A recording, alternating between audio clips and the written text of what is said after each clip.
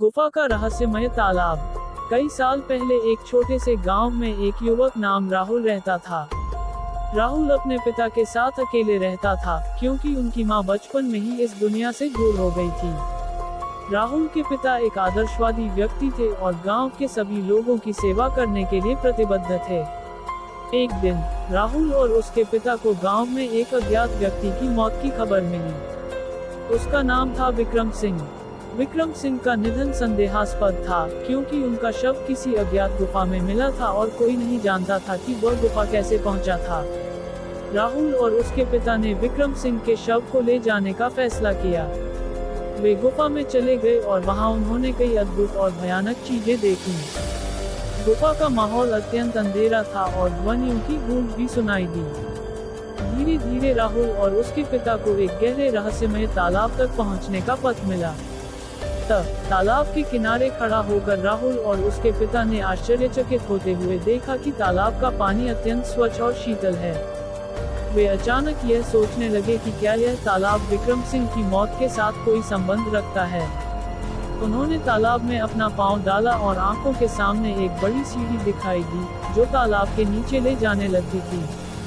राहुल और उसके पिता ने दिलचस्पी से इसे देखने के लिए नीचे उतरा। जब वे सीढ़ी के नीचे पहुंचे, तो उन्होंने अद्भुत चमत्कार देखा।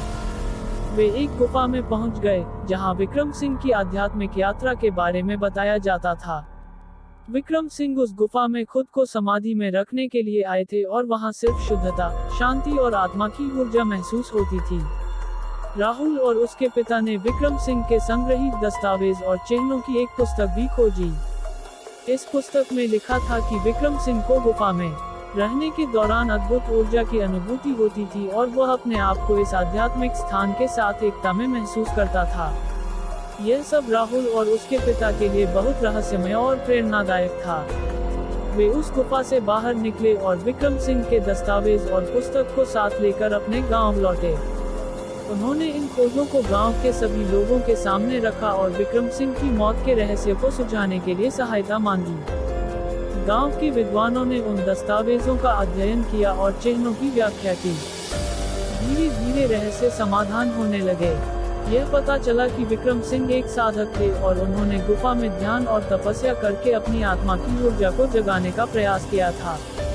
उन्होंने गुफा में एक आध्यात्मिक शक्ति को प्राप्त किया था, जिसने उन्हें अद्भुत शक्तियों का अनुभव करने की क्षमता दी थी।